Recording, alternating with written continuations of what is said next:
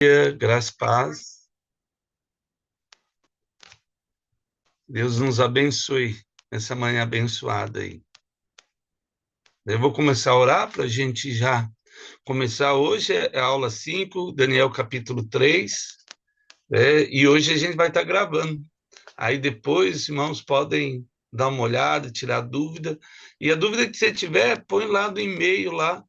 Eu dou uma lida lá e a gente pode, pastor, esse versículo aqui eu não entendi ele. O que que ele quer dizer com esse versículo aqui? Você pode colocar lá que depois eu dou uma lida e a gente explica na outra aula, tá bom? Pai, queremos agradecer por essa manhã abençoada que o Senhor nos dá, que o Senhor nos direcione nesse início de manhã, para que o seu dia seja, Deus, segundo a tua grandeza, segundo a tua graça. Que ele peça em nome de Jesus. Amém. Vamos abrir nossa Bíblia em Daniel capítulo 3. Então, há duas coisas importantes. Daniel, ele tem 12 capítulos. O capítulo 1 até o capítulo 6 vai falar sobre as histórias que Daniel viveu. Então, vai desde Nabucodonosor, passa ali por Belsazar, né? Passa por Nabonido, depois Belsazar, depois Ciro e Dario, né? Então, esses são os reis que passam sobre a vida de Daniel. E de Daniel, capítulo 7 até o capítulo 12, aí nós temos as visões de Daniel.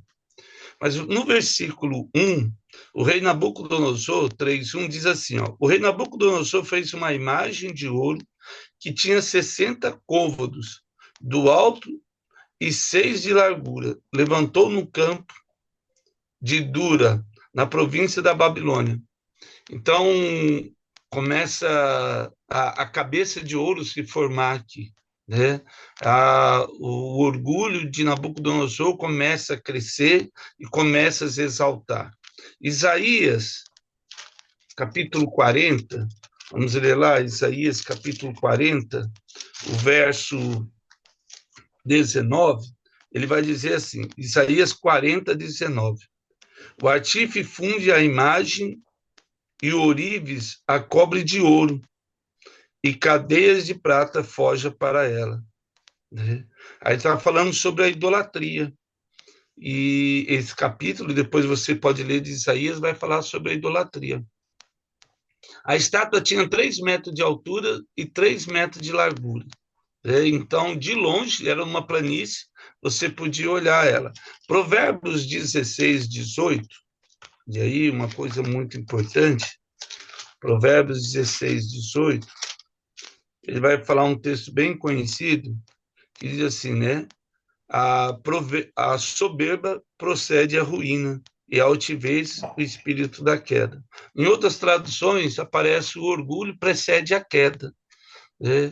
Então, o coração de Nabucodonosor começa a se orgulhar, e infelizmente logo depois vem a queda dele, mas graças a Deus a restauração. O orgulho sempre precede a queda. E o orgulho não tem a ver, às vezes, engana a pessoa que tem a ver com uma classe social. O orgulho não tem a ver com uma classe social. O orgulho é quando eu e você, por exemplo, vou dar um exemplo bem simples. Quando você conquista alguma coisa e chega perto da pessoa, e seja lá uma roupa nova, aí a pessoa fala, nossa, que roupa bonita. Aí você já fala, não, mas eu comprei na promoção. Ninguém perguntou se comprou na promoção, mas isso é orgulho, né? O orgulho é assim, nossa, não, a pessoa vai, sei lá, achar que eu sou rico, eu sou pobre, não sei. Então, às vezes nós temos o hábito de responder antes da pessoa perguntar, mas isso é orgulho, no sentido de ou menosprezar aquilo que Deus nos tem dado, ou exaltar aquilo que nós não temos. Então, o orgulho ele anda nessas duas vertentes. No caso de Nabucodonosor, lógico que ele estava se exaltando em cima daquilo que ele tinha. Nós vimos no caso de Herodes, depois em Atos, nas aulas anteriores, que por causa do orgulho dele, ele acabou morrendo ali. Quando chega no verso 2, Então, o rei Nabucodonosor ajuntou aí os satrapas, os prefeitos, governadores, todos os líderes que faziam parte da Babilônia, eles foram convocados até a cidade aí da Babilônia, onde Nabucodonosor, né, na província de Dura, aí, onde Nabucodonosor construiu a estátua. No verso 3, todos os líderes aí se ajuntaram, né, juízes, tesoureiros, magistrados, né, todo mundo para a consagração da imagem aí. Havia aí uma proclamação do rei para que todo mundo adorasse a imagem, né? Estavam em pé diante da imagem de Nabucodonosor que tinha levantado. Nisto o arauto apregoava em alta voz, ordenando: vós outros aos povos, nações, homens de todas as línguas. Né? Todo mundo que fazia parte ali devia vir. No momento em que ouvir o som da trombeta, do pífaro, da harpa, da cítara, do saltério, da gaita, da fole, de toda sorte de música, vos prostrareis e adorareis a imagem de ouro que o rei Nabucodonosor levantou. Então, o diabo ele sempre quer imitar a Deus. Em 1 Coríntios 15, abra sua Bíblia aí, 1 Coríntios 15, 52, ele vai dizer assim, né? No momento, no abrir e fechar de olhos, ao ressoar da última trombeta, a trombeta soará, os mortos ressuscitarão incorruptíveis e nós seremos transformados. Aqui fala sobre o arrebatamento. Quando nós entrarmos em Apocalipse, aí eu vou falar mais sobre o arrebatamento e como ele funciona. Né? É só para fazer essa conexão entre aquilo que Nabucodonosor tinha no coração, de ser igual a Deus, de acreditar que era um Deus. Então, vários personagens na história se viam como deuses, os imperadores de Roma, os governantes da Grécia Antiga, os faraós do Egito, né? Entre outros aí, se viam aí como deuses aí. E 1 Tessalonicenses, um pouquinho mais na frente aí, capítulo 4, verso 16, vai falar a mesma coisa, né? Sobre o arrebatamento. 1 Tessalonicenses 4,16, portanto, o Senhor mesmo, dado a sua palavra de ordem, ouvida a voz do arcanjo, e depois a gente vai estudar sobre anjos em Daniel capítulo 10, aí existe uma hierarquia de anjos. Quando chegar lá, a gente vai trabalhar um pouquinho sobre isso. A trombeta de Deus descerá do céu, e os mortos em Cristo ressuscitarão primeiro. Depois, nós, os vivos aí. Para Nabucodonosor seria uma nova era de ouro aqui, né? Então ele queria começar um novo caminho. Quando nós chegamos no verso 6, né, qualquer que não se prostrar e não adorar será no mesmo instante lançado, né, na fornalha ardente aí. Então, toda aquela população que não quisesse se submeter à autoridade do Nabucodonosor, eles iam morrer queimados. Havia no salão, na casa de Nabucodonosor, no palácio, eles tinham um buraco no centro. Deixa eu ver se eu consigo desenhar.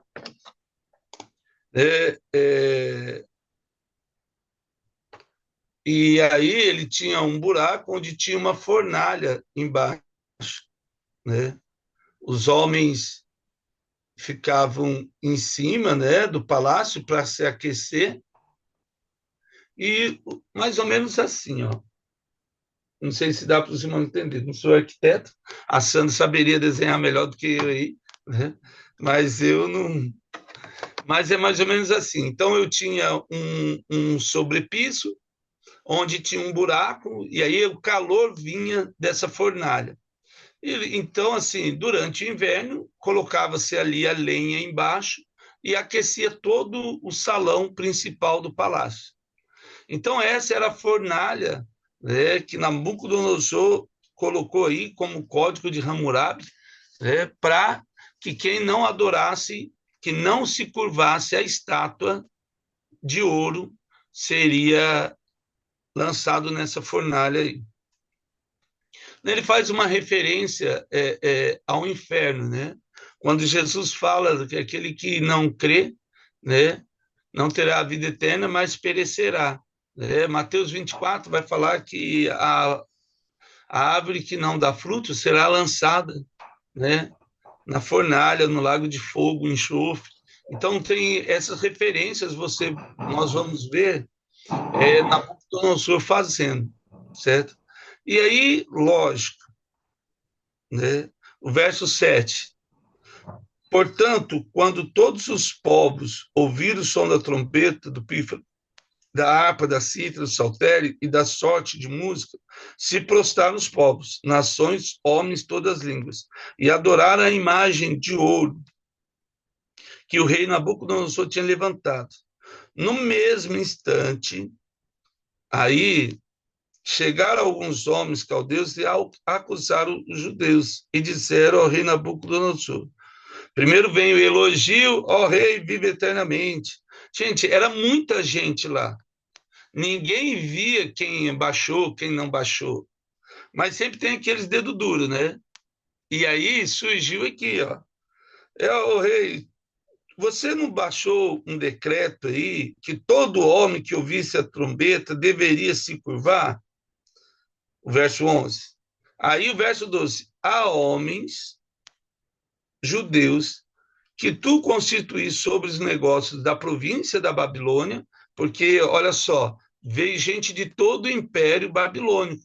A província babilônica era o centro, era a capital, como se fosse Brasília no Brasil, né? E tinha todo mundo espalhado aí nos estados.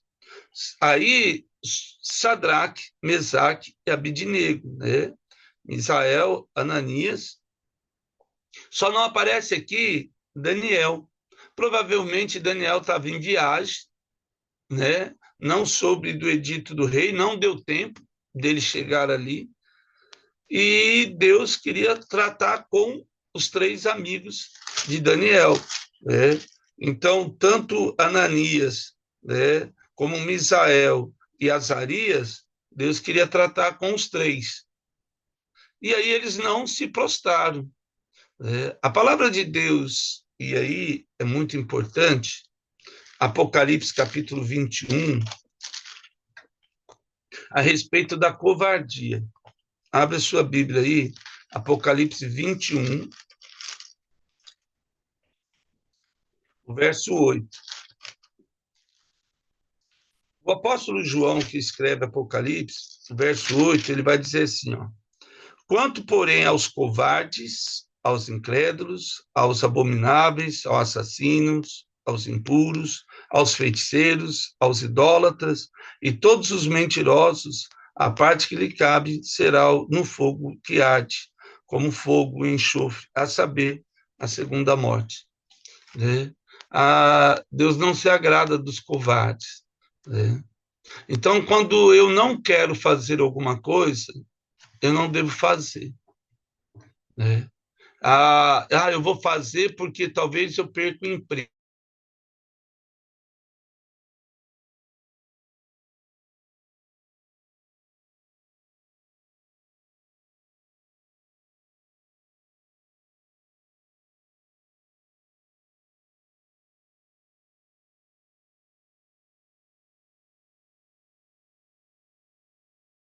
Não querem, mas para permanecer nessas comunidades, nesse grupo de amigos, ele acaba, bebe aí, todo mundo está bebendo, fuma aí, todo mundo está... E eu estou dando só um exemplo bem básico, né? Mas aí você vê que essa questão da covardia, ela é um problema muito sério, porque não nos cabe a nós não fazer o que não queremos, né? Nós precisamos entender que Deus não se agrada disso, mesmo porque a palavra do cristão é sim, sim e não, não. Né? Então, nós temos aí essa questão de Apocalipse direcionando sobre as nossas atitudes.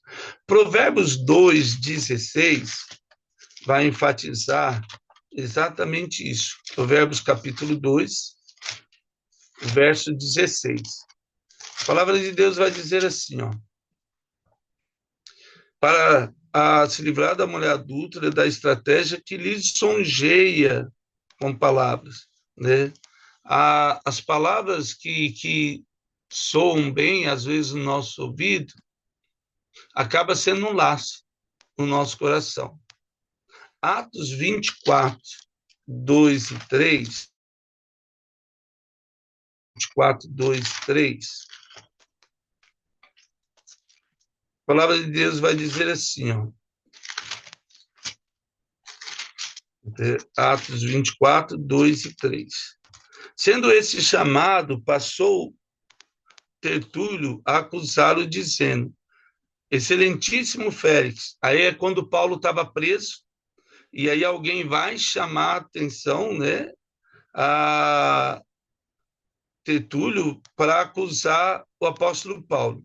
Tendo nós, por ter um intermédio, gozado da paz perene também, aí sempre começa o lisonjeio, sempre começa o elogio, e depois fala, mas tem o apóstolo Paulo aqui, entretanto, o verso 4, né, de Atos, para não se deter por longo tempo, rogo-te que, conformidade com a tua demência, né, nos atendas por um pouco. Gente, os caras já vão ali, né?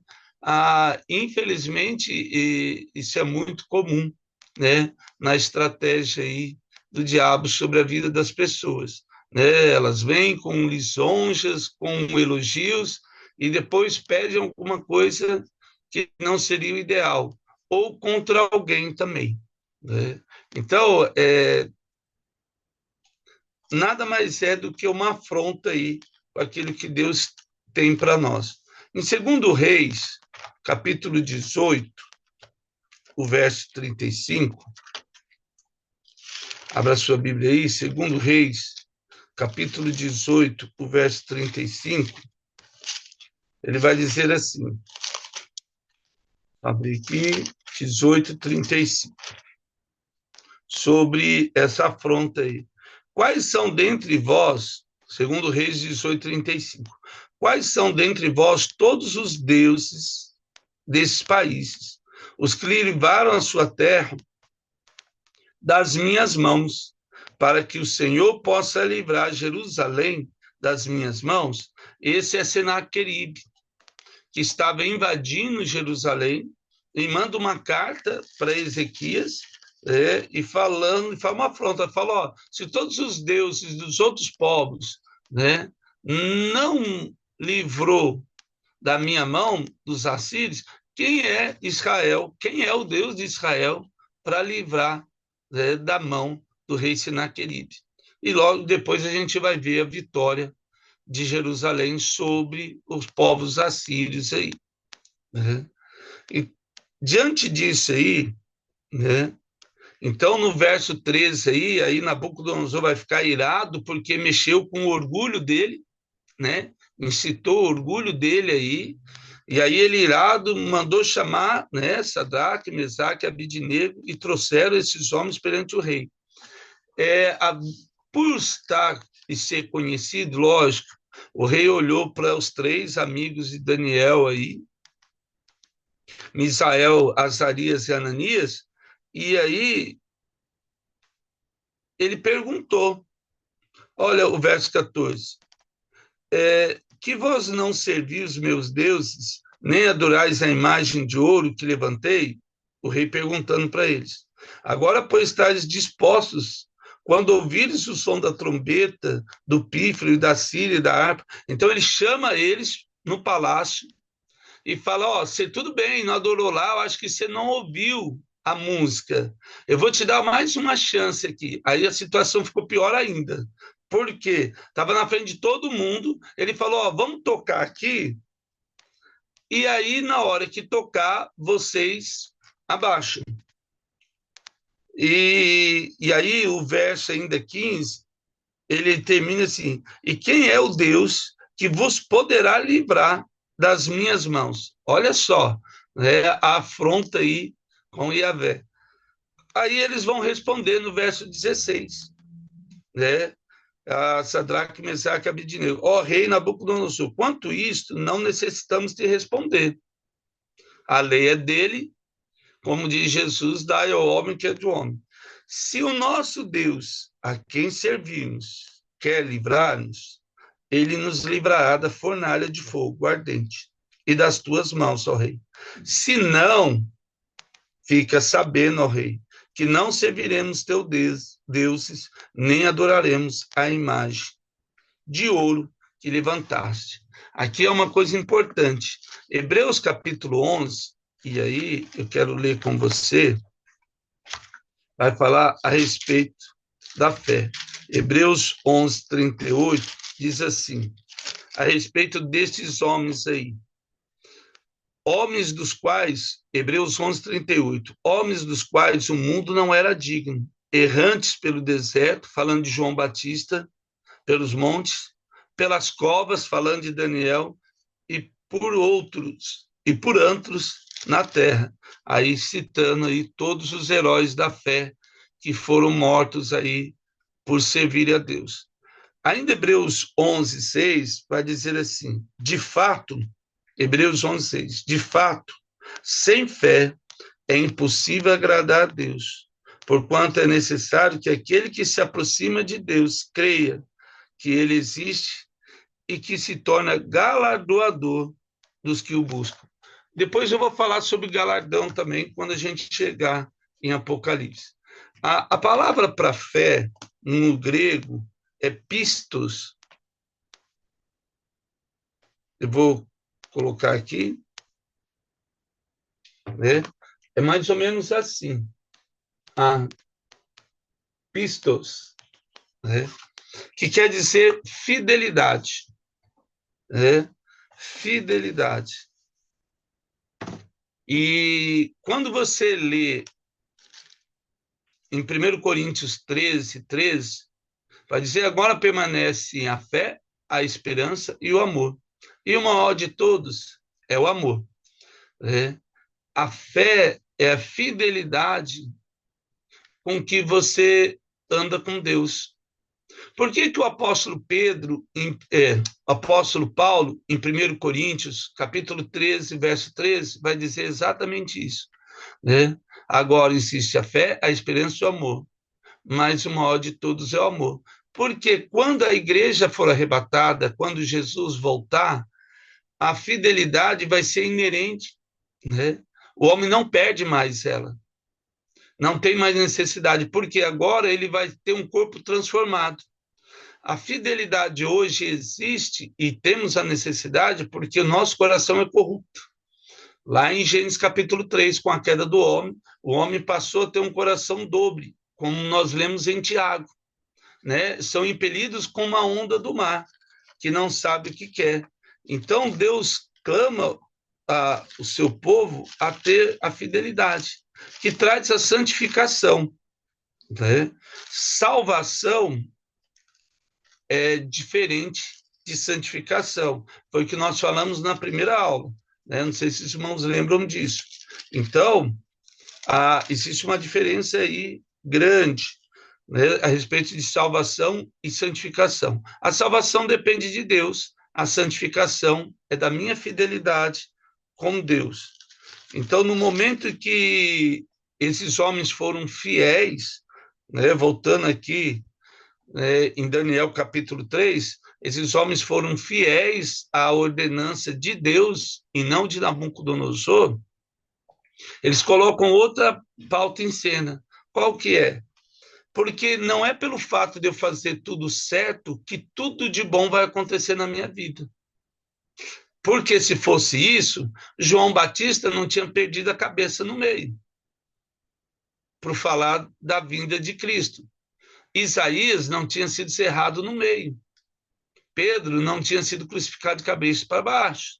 Felipe não tinha sido cozido. Paulo não tinha sido decapitado. E assim por diante, né?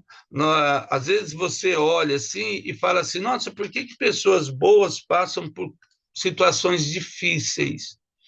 Não tem a ver se ela foi boa ou ruim. O sol, como diz em Cantares, ele vem para bons e maus, né? Cantares não, Eclesiastes.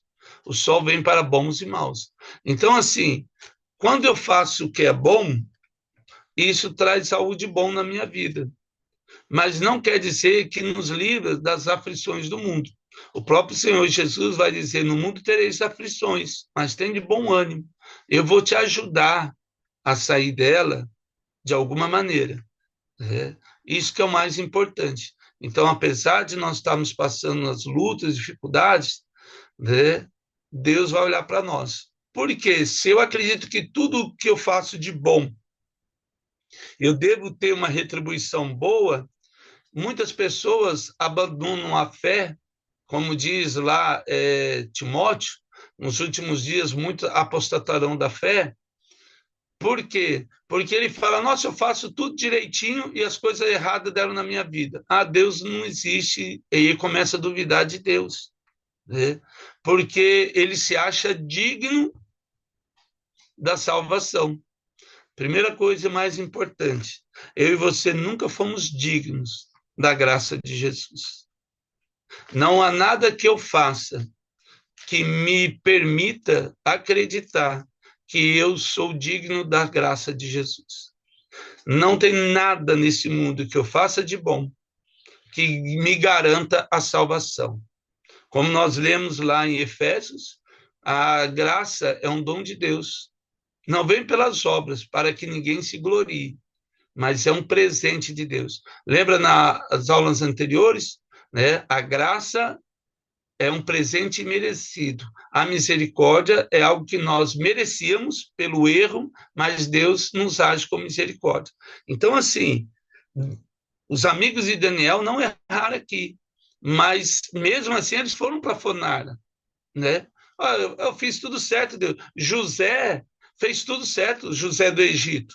Na casa de Potifar, não ficou com a mulher de Potifar, foi preso, saiu, os irmãos venderam ele, mas em nenhum momento ele foi infiel à promessa de Deus na vida dele. Quando chega no verso 24, então, eles vão jogar. O negócio estava tão quente que o Nabucodonosor ficou tão irritado no verso 19 que ele fala lá, o finalzinho, que acendesse a fornalha 7 vezes mais do que o costume. Gente, 7 vezes mais. Era para jogar lenha para o negócio explodir, estralar tudo. Ordenou os homens mais poderosos que estavam, verso 20, ao seu exército, que atassem a Sadraque. Não bastava jogar eles na fornalha, mas vamos enrolar eles em faixa para garantir que eles vão pegar fogo mesmo e não vão se mexer. Gente, só de jogar eles em cima, para baixo, amarrado, eles podiam cair de cabeça para baixo, já ia quebrar o pescoço, já ia... havia um ódio em Nabucodonosor, por causa do orgulho dele, que ele queria não só queimar eles vivos, queria que eles tivessem e sofressem mais ainda, quebrando uma parte do corpo.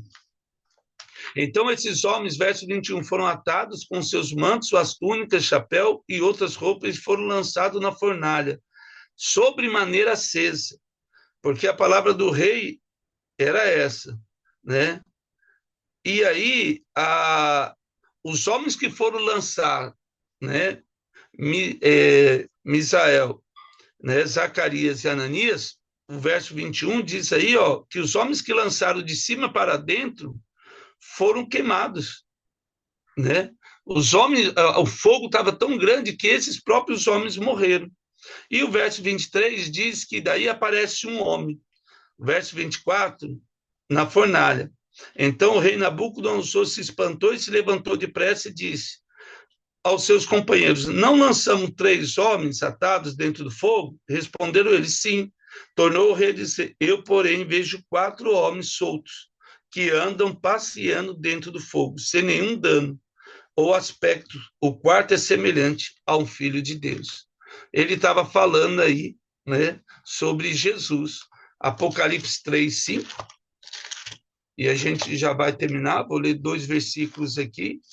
Apocalipse, capítulo 3, verso 5, ele vai dizer assim sobre o Senhor. né? O vencedor será assim vestido de vestiduras brancas, e de nenhum modo apagarei seu nome no livro da vida. Pelo contrário, confessarei o seu nome diante de meu Pai e diante de seus anjos, né? Então, aqueles homens confessaram de Jesus, e Jesus vai confessar deles, né? E é tão legal isso, porque ainda eu tenho Isaías 29, verso 3, volta para trás ali um pouquinho, Isaías 29, verso 3, caminhando por fim aqui, a respeito não só das vestiduras que nós vamos receber depois no paraíso, mas em Isaías 29, verso 3, ele vai dizer assim: acamparei ao derredor de ti, e cercar-te-ei em baluartes, e levantarei tranqueiras contra ti, né? O, os povos filisteus levantando ali, né? Mostrando que o inimigo sempre está ao nosso derredor, buscando quem possa tragar. Mas aí Deus, né, coloca os seus anjos sobre nossa volta, e assim como fez com os amigos de Daniel, nos livra. E aí, 1 Pedro 4, finalzinho aí, 1 Pedro, capítulo 4, verso 14, ele vai dizer assim, 1 Pedro 4, 14. Se pelo nome do Cristo sois injuriados, bem-aventurados sois, porque sobre vós repousa o Espírito Santo da glória de Deus. Então, não se incomode com isso aí, né? Deus sempre está presente. Guarda esse texto de 1 Pedro 4,14 aí, né? Como diz Coríntios, nossos corpos, segundo Coríntios 4,11, são lançados à morte todos os dias, mas a misericórdia de Deus é que nos alcança. Amém? Pedi para a Sandra orar, você pode orar para nós, Sandra, fazendo um favor? Jesus, muito obrigada por esse dia, Pai. Obrigada, Senhor Jesus, por esse estudo dessa manhã. Obrigada, Senhor Jesus, porque o Senhor já preparou tudo para nós, Senhor Jesus, para esse dia. Todo o livramento, Senhor Jesus, que nós teremos, que nós não vamos nem saber. E sabemos que o Senhor que está à frente, Pai, o Senhor que está livrando, estará nos livrando, Pai. Nós já te agradecemos, Pai. Colocamos, Senhor Jesus, o dia em tuas mãos, papai. Tudo aquilo que o Senhor tem para nós hoje nós queremos. O que o Senhor não tem para nós, nós rejeitamos, papai. Amém. E te pedimos mesmo, Deus, que o Senhor prepare a nossa mente, o nosso coração, Senhor Jesus, para que todo esse estudo, Senhor Jesus, caia em uma terra fértil mesmo, Deus, que nós possamos aprender cada vez mais de Ti, Pai, e também, Pai, levar a Tua palavra mais certeira, Senhor Jesus, conhecer mais para poder levar para mais pessoas também, Pai. Eu te louvo e te agradeço por esse dia, por esse estudo, papai. E em nome de Jesus, amém. Amém. Amados, Deus abençoe, viu? Bom dia para todos nós, em nome de Jesus. Hoje vai estar gravado, hein? Graças a Deus.